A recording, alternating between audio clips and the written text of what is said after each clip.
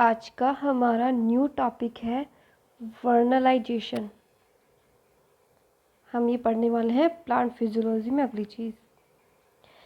अच्छा, photo periodism हम जानते हैं कि एक प्लांट को लाइट की रिक्वायरमेंट होती है ग्रोथ के लिए।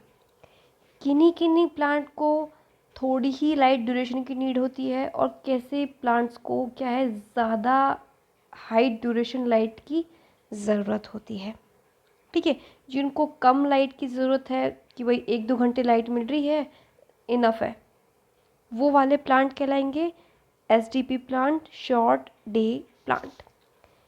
कुछ प्लांट्स हैं जिन्हें बहुत ही हाई ड्यूरेशन तक मतलब 10-12 घंटे लाइट ही चाहिए, तो इस तरह के प्लांट्स क्या होंगे, लॉन्ग डे प्लांट्स।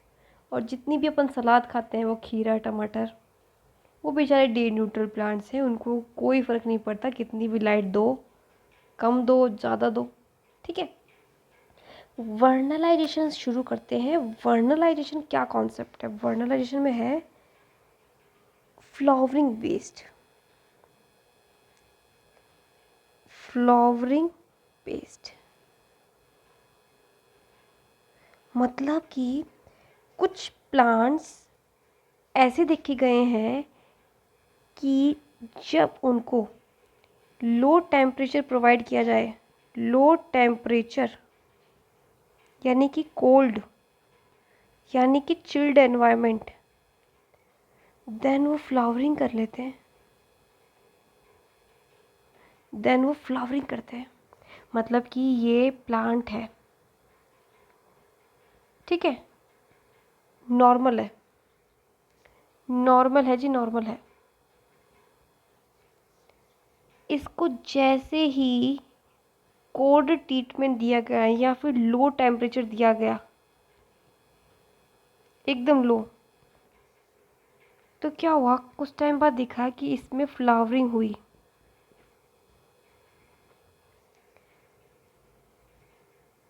ठीक है, ये रिसर्च सबसे पहले हुई थी अरेबिडोप्सिस पे।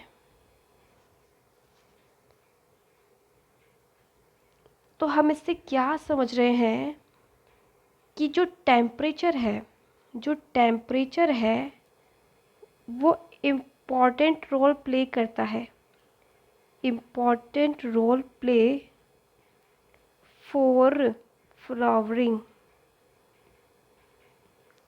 For flowering. Understand?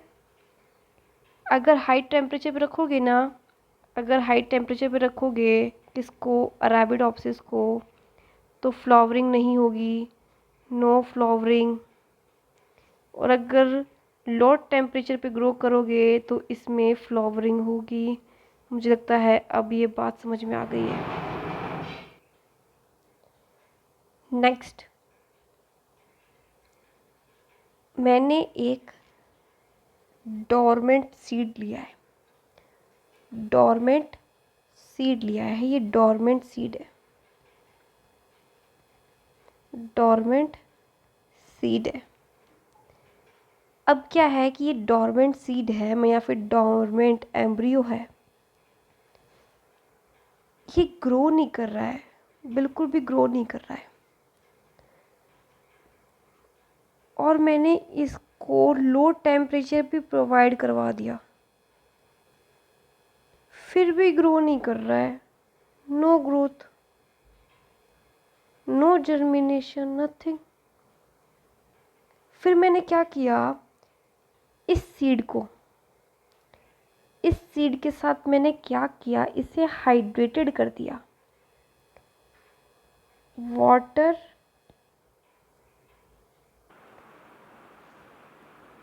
I repeat कि ये जो सीड था वो डोरमेंट था और ड्राई था, इस वजह से मैंने इसे लो टेम्परेचर दिया, कोल्ड ट्रीटमेंट दिया, उसके बावजूद भी ये ग्रो नहीं कर रहा है, ग्रोथ शो नहीं कर रहा है। बट अब मैं इसको क्या करती हूँ, वाटर हाइड्रेटेड सीड, इस तरह से वाटर हाइड्रेटेड सीड, देन अब क्या देखा मैंने, जैसे ही मैंने इसे वाटर हाइड्रेट किया तो इस सीड ने क्या किया, वाटर को अब्सॉर्ब कर लिया एंड देन मैंने इसे लो टेम्परेचर प्रोवाइड करवाया और फिर मैंने देखा कि ये जो सीड है वो जर्मिनेट कर गया। तो मतलब इससे आप समझ रहे हो कि कोल्ड ट्रीटमेंट कितना ज़रूरी है।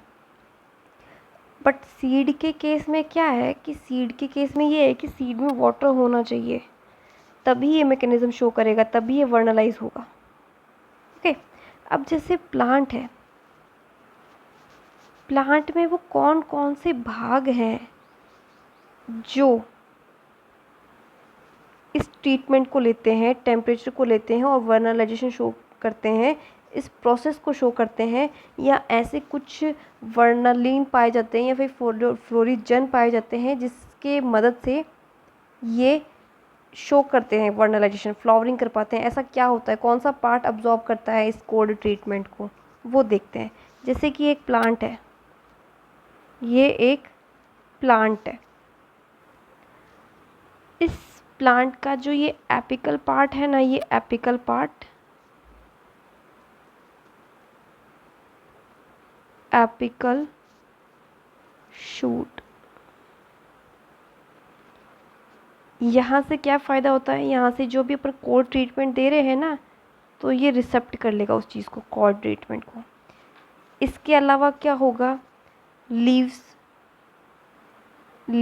भी, यंग लीव्स भी कोल्ड ट्रीटमेंट को लेगी। तो ये जो प्लांट्स के पार्ट्स हैं वो कोल्ड ट्रीटमेंट को लेते हैं। देखो एक और एक्सपेरिमेंट हुआ था राई पे, राई जानते हो, जो गेहूँ, राई।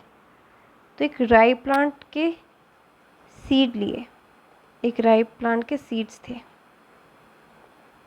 इम्बाइब्ड सीड थे, पानी था उसमें। मैंने क्या किया, एक सीड को, कुछ सीड्स को क्या किया,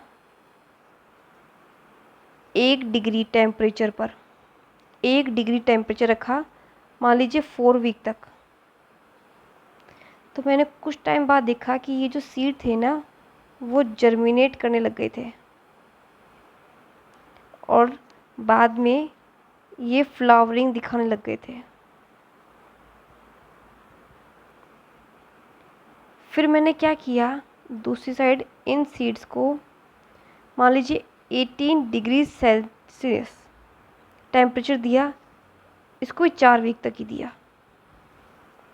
बट मैंने देखा जो ये जो सीड थे ना वो जर्मिनेट ही नहीं हुए।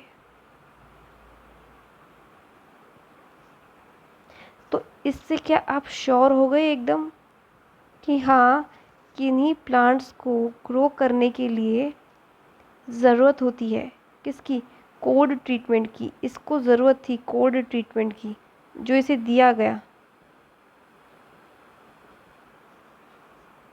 बट इसे यहाँ पे नहीं मिला। Is it clear? वर्नलाइजेशन एक हार्मोन भी शो करता है। अगर मैं चाहती हूँ कि ये वाला वर्नलाइजेशन शो करे तो मैं इस पे छिड़काव कर दूँगी जिब्रेलिक एसिड का, क्योंकि जिब्रेलिक एसिड है ना वो सीड जर्मिनेट करवाता है और वर्नलाइजेशन की प्रोसेस भी करवाता है। ठीक है, कुछ फैक्टर्स हैं, कुछ जीन्स हैं जो वर्नलाइजेशन प्रमोट करते हैं, जैसे मैं नाम लिख देती हूँ उन सीड्स का। पहला है SOC, दूसरा है FT, तीसरा है, ये जो जीन्स मैं बता रही हूँ ना ये प्रमोट करते हैं, VRN1, ये प्रमोट करते हैं। प्रमोट किसको, वर्नलाइजेशन को। इनहिबिटर भी बता देती हूँ, इनहिबिट कौन करता है, पहला है FLC और दूसरा है VRN2। तो ये यहाँ पे कंप्लीट हो गया आपका वर्नलाइजेशन। Complete guys, complete. तो ये मैंने बता दिया है आपको। जो जीन मैंने बताए हैं ना, ये जो जीन मैंने बताए हैं यहाँ पे, ये फ्लोवरिंग करवाते हैं। मैं लिख भी देती हूँ यहाँ पे कि ये जीन फ्लोवरिंग करवाएंगे, प्रमोट करेंगे फ्लोवरिंग को, और ये रोकेंगे किसको? फ्लावरिंग को। तो ये हो गया हमारा कंप्लीट वर्नलाइजेशन। Thank you.